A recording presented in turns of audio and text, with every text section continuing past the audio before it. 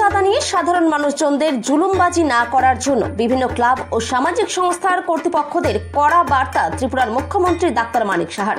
এক ভিডিও বার্তায় ত্রিপুরার মুখ্যমন্ত্রী ডাক্তার মানিক সাহা বললেন, আসন্ন শারদোৎসবকে সামনে রেখে প্রতিটি জনপদে পারস্পরিক সৌহার্দ্য ও ভ্রাতৃত্ববোধ অটুট রাখা, শান্তি শৃঙ্খলা বজায় রাখা এবং নেশার বিরুদ্ধে জনসচেতনা গড়ে তোলার লক্ষ্যে বিভিন্ন ক্লাব ও সামাজিক সংস্থার ভূমিকা অত্যন্ত গুরুত্বপূর্ণ। দুর্গাপুজোর চাঁদা সংগ্রহের সময় সাধারণ মানুষের উপর কোনো প্রকার জুলুম বা চাপ যেন সৃষ্টি করা না হয়, সে বিষয়ে পুজো আয়োজকদের বিশেষভাবে সতর্ক থাকতে হবে।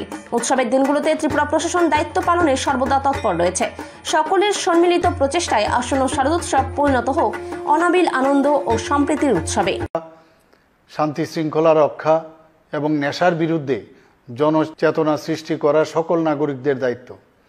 বিশেষ করে দুর্গাপূজা আয়োজক বিভিন্ন ক্লাব, সংস্থা ও সংগঠকদের বিশেষ দায়িত্বপূর্ণ ভূমিকা রয়েছে। আমাদের মনে রাখা আবশ্যক, একজনের আনন্দ যাতে অন্যজনের দুঃখের কারণ না হয়ে ওঠে। যান দুর্ঘটনা এড়াতে ট্রাফিক বিধি মেনে চলুন। দ্রুত গতিতে ও নেশাগ্রস্ত অবস্থায় যানবাহন চালানো দুর্ঘটনার প্রধান কারণ। দুর্ঘটনা এড়াতে এগুলো পরিহার করা উচিত।